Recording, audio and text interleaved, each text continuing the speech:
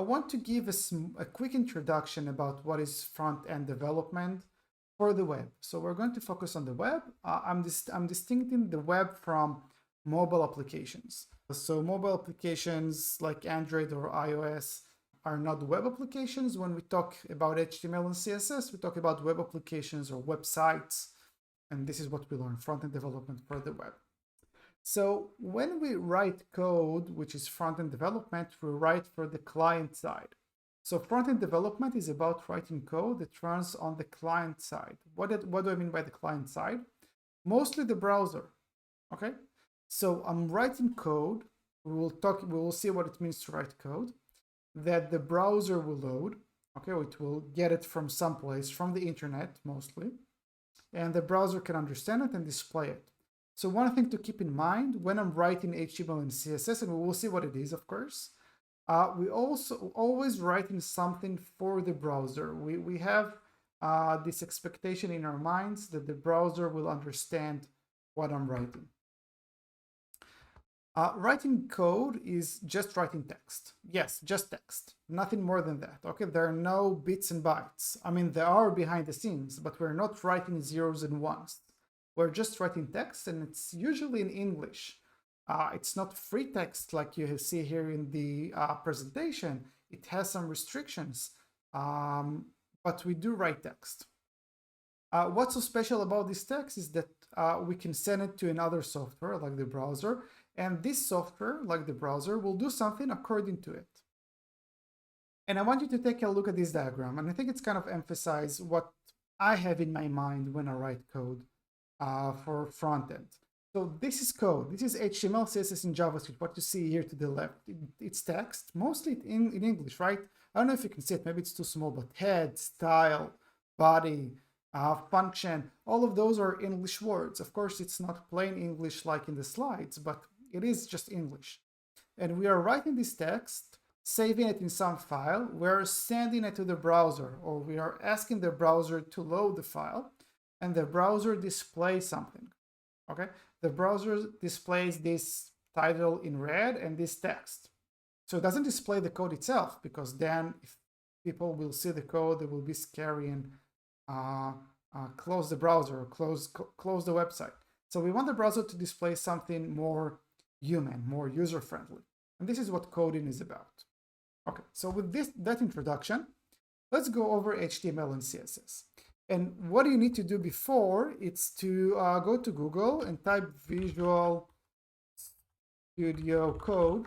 And this is the software that we're going to use to write the code, to write this special text.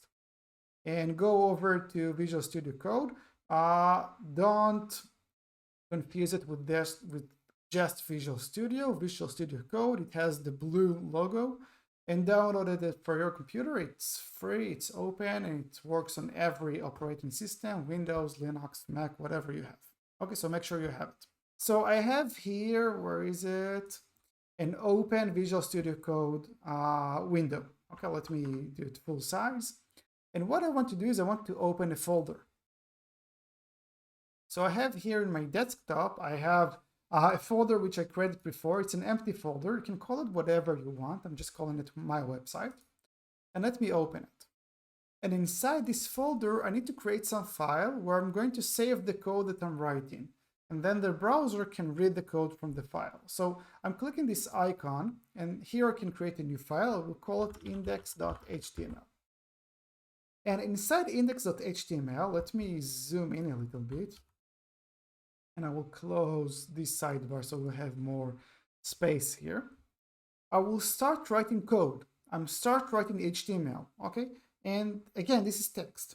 So I'm starting with a triangle, HTML, and closing triangle.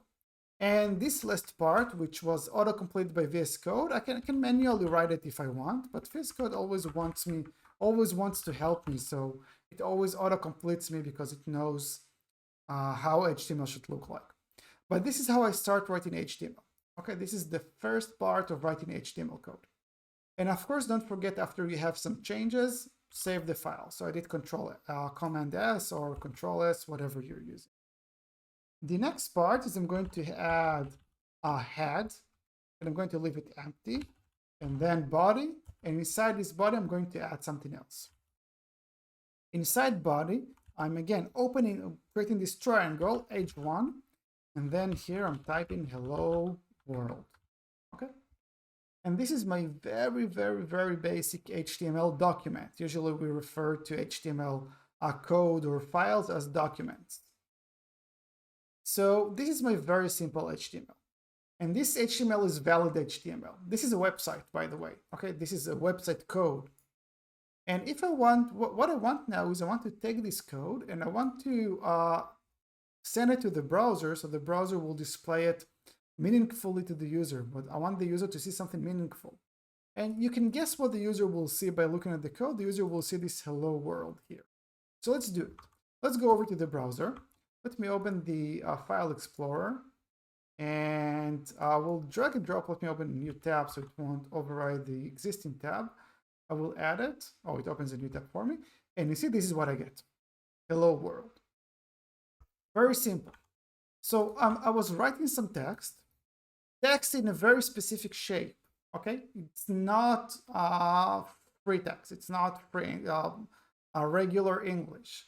I am using English words, but it's not a regular English. And I want this text to be sent to the browser, and I hope that the browser will understand what I wrote here and display my intention. So my intention is to display large text with hello world inside. This is my intention as a developer. And this is what I get here, hello world. Okay, so let's try to understand what is HTML and what did I just do. So HTML, it's a hypertext markup language. It's the most basic building block of the web. It defines the meaning and structure of web content. HTML uses tags to annotate text, images, and other content for display in a web browser. So this is an HTML tag. It's also known as an HTML element. Sometimes I will say the word element. And you can see that those tags follow some general structure. I have a triangle, the name of the tag, closing triangle, some text inside, or other tags. And then I have a closing tag. So this is an opening tag, and this is a closing tag. Okay, so this is the general structure of tags, and we're going to use this structure a lot in HTML. We have to use it. This is how HTML works.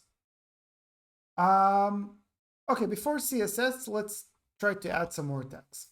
So H1 is a tag built inside HTML for displaying header 1. Header 1 means the main header of the page, the main title.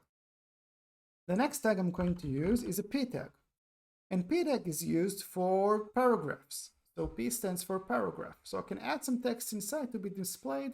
And in this case, I want it to be displayed under the H1. So, hey, everyone. Happy coding and learning. And I will, of course, save the file, go back to the web page and refresh.